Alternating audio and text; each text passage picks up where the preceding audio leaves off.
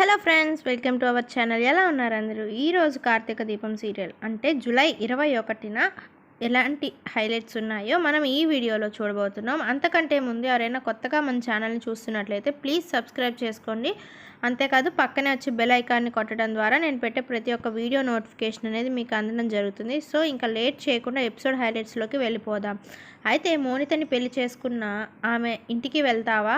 ఈ ఇంటికి తీసుకొస్తావా? లేదంటే దీపనే మోనిత ఇంటికి తీసుకొని వెళ్తావా? యూ బ్లేడీ, అసలు ఎందుకు ఈ నిర్ణయం తీసుకుంటున్నావు అంటూ ఆవేశపడిపోతుంటాడు కార్తీక్. అయితే డాడీకి అసలు విషయం తెలిస్తే ఏమైపోతారో అనుకుంటుంటాడు. ఇలా రెండో పెళ్లికి సిద్ధపడి దీప బతుకు ఎందుకు నాశనం చేయాలనుకుంటున్నావు? ఎందుకు? నా కోడలు చావు బతుకులో ఉంటే ప్రాణాలు కాపాడింది ఇందుకేనా అంటూ గట్టిగానే కడిగి పారేస్తాడు ఆనందరావు. కార్తీక్ తలదించుకొని ఉంటే దీప అడ్డుకునే ప్రయత్నం చేస్తుంది. దాంతో ఆనందరావు ఏడుస్తూ దీపకు దండం పెట్టి, ఎంత ఎదిగిపోయావమ్మా, ఎదిగిపో. భర్తని నెత్తిన పెట్టుకొని వేష దగ్గరకు తీసుకొని వెళ్ళిన పతివ్రత కథ గుర్తొస్తుంది నిన్ను చూస్తుంటే.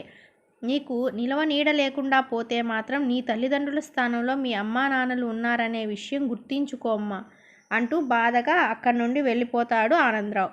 దాంతో కార్తీక్ దీనంగా అక్కడే దగ్గరలో ఉన్న బల్లపై కూలబడి తల పట్టుకుంటాడు. దీప భుజంపై చేయి వేసి ఓదార్స్తుంది. అయితే మోనిత టెన్షన్గా అటూ ఇటూ తిరుగుతూ ఫోన్ మాట్లాడుతూ ఉంటుంది.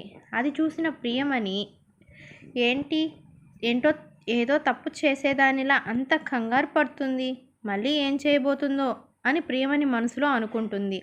ఓకే సార్, మీ మేలు నేను ఈ జన్మలో మర్చిపోలేను. ఇప్పుడే మీ అకౌంట్కి పంపిస్తాను. బై ద వే, నేను ఆ అంజీగాడి గురించి టెన్షన్ ఏం పడక్కర్లేదుగా అంటుంది మోనిత. లేదు మేడం, మీరు ధైర్యంగా ఉండండి అంటాడు అవతల వ్యక్తి. థ్యాంక్ యూ సార్, ఉంటాను సార్ అంటూ ఫోన్ పెట్టేస్తుంది మోనిత. వెంటనే ప్రియమణితో, ప్రియమణి, వెళ్ళి కాఫీ తీసుకోరా, పంచదార ఎక్కువ వేసి తీసుకురా, ఇక నేను ఏ క్షణంలోనైనా శుభవార్త వినొచ్చు అంటుంది మోనిత. మొత్తానికి అంజికి స్పాట్ పెట్టినట్లే అర్థమవుతుంది. మరి మోనిత చేతుల్లోనే అంజీ చాప్టర్ క్లోజ్ అవుతుందా, లేక ఈలోపు రోషిని అంజీని పట్టుకుంటుందా అనేది ఆసక్తికరంగా మారింది. అయితే కార్తీక్ బాధని గమనించిన దీప మాత్రం ఓదార్పుగా పక్కనే కూర్చొని కార్తీక్ కన్నీళ్లు పెట్టుకోవడాన్ని బాధగా చూస్తుంది. నాకు ఊహ తెలిసిన నాటి నుంచి మా నాన్న ఎప్పుడూ నన్ను అన్ని మాటలు అనలేదు. నిప్పుల వర్షం కురిసింది. ఆ వర్షంలో నేను కాలిపోతున్నట్లు అనిపించింది. ఆ మోనిత వల్ల ఎందరి ముందు దోషిని అయిపోయాను. ఇది ఆవేశంలో చేసిన తప్పు కాదు, నీ మీద ఉన్న ఉక్రోషంతో చేసిన తప్పు కాదు, ఏ బలహీన క్షణంలోనూ దిగజారి చేసిన తప్పు అంతకన్నా కాదు. కానీ నాకు శిక్ష పడుతుంది. మా సుపుత్రుడు అని చెప్పుకునే నా తల్లిదండ్రుల మనసులో నేను ఏంటి ఇప్పుడు అంటూ కుమిలిపోతాడు. పెళ్లి విషయం గురించి తెలిస్తేనే ఇంత ఆవేశపడుతున్నారు, మరి నా వల్లే వచ్చిందన్న గర్భం గురించి తెలిస్తే ఏమైపోతారో అని భయంగా ఉంది దీప. ఎక్కడికి వెళ్తుంది నా ప్రయాణం, ఏమైపోతుంది నా జీవితం, ఎంతకాలం ఇలా ప్రశ్నార్థకంగా మిగిలిపోయాయి అంటూ బాధపడతాడు. డాక్టర్ బాబు, మీ తప్పు లేనప్పుడు మీ అంతరాత్మకు మీరు సమాధానం చెప్పుకోగలిగితే చాలు అంటూ ధైర్యాన్ని ఇస్తుంది దీప. అయితే సీన్ కట్ చేస్తే మోనిత కార్తీక్ ఓ చోట కలుస్తారు. ఎన్నాళ్ళు ఇలా మొహం చాటేస్తావు కార్తీక్, ఇప్పుడే నా గురించి మర్చిపోతే ఎలా, తర్వాత నాతో కాపురం ఎలా చేస్తావు అంటూ నిలదీస్తుంది మోనిత. మనసు వస్తువు కాదు, మనసు గది కాదు, మనసు ఒక జడ పదార్థం కాదు. మనసులో ప్రేమ ఉంటే కలవాలని అనిపించాలి. అలాంటి స్పందనలు ఏమీ నిన్ను చూస్తే నా మనసుకి కలగవు. ఇది మొహం చాటేయడం కాదు, మనసు రాకపోవడం, అర్థమైందా? పెళ్లి తర్వాత కాపురం దాకా వెళ్ళి దాని గురించి చర్చిస్తున్నావు. నీ అభద్రత వల్ల నాకు నరకం కనిపిస్తుంది. నేనేం మహాపురుషుణ్ణి కాదు, చెయ్యని నేరాన్ని నా మీద మోపినా తల వంచి తాళి కట్టడానికి. ఇక నుంచైనా ఈ టార్చర్ ఆపే మోనిత అంటూ అరుస్తాడు కార్తీక్. టార్చరా? మరి నేను అనుభవించేది ఏంటి కార్తీక్? పైశాచిక ఆనందమా? పెళ్లి కాకుండానే తల్లిని కాబోతున్నానని రేపు బయటపడితే నా భవిష్యత్ ఏంటి? ఏం చేయమంటావు నన్ను? ఎందులోనైనా దూకి చావమంటావా? ఇది కూడా బ్లాక్మెయిల్ అంటే నేనేం చేయలేను కార్తీక్. ఆల్రెడీ మన కేసులో ఏసీబీ కూడా నా బిడ్డకు న్యాయం చేయాలనే చూస్తుంది. నీకు వేరే దారి లేదు కార్తీక్. తప్పించుకోవాలని చూస్తే మాత్రం నువ్వు వేరే మోనితని చూస్తావు అని అరుస్తుంది. ఇప్పుడు మాత్రం నేను మదర్ ఇండియాని చూస్తున్నానా? నువ్వు నన్ను బెదిరించి అనుకున్నది సాధించలేవు మోనిత.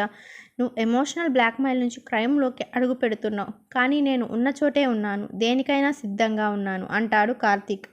ఇది బెదిరింపు కాదు కార్తీక్, ఒక్క మాట అడుగుతాను. నీ గుండెలపై చేయి వేసుకొని చెప్పు. నాకు ఈ గర్భం రాకుండా ఉంటే అప్పుడు కూడా నన్ను వదిలే మోనిత అనేవాడివా అంటూ కన్నీళ్లు పెట్టుకుంటుంది. కార్తీక్ తల వంచుతాడు. అదే మగాడికి స్త్రీకి తేడా. నాకు కడుపు వచ్చేసరికి మాట మారుస్తున్నావు అవునా? ఆల్ రైట్, నాకు అర్థమైంది. దీప భవిష్యత్ గురించి ఆలోచిస్తున్నావే తప్ప నా గురించి కాదని నాకు బాగా అర్థమైంది. దీపని ఎలా వదిలించుకోవాలో నాకు బాగా తెలుసు. ఆ పని మీదే ఉంటాను అని వార్నింగ్ ఇచ్చి అక్కడి నుంచి వెళ్ళిపోతుంది మోనిత. మొత్తానికి మోనిత తెగింపు, ఆమె మనసు, వ్యక్తిత్వం కార్తీక్కి బాగా అర్థమవుతున్నది. మోనిత మాటలకు కార్తీక్ ఆలోచనలో పడతాడు. టెన్షన్లో కూడా పడతాడు. నేను ఇప్పుడు నా కాపురాన్నే కాదు దీపని కూడా కాపాడుకోవాల్సిన పరిస్థితి రాబోతుందా అనుకుంటాడు మనసులో.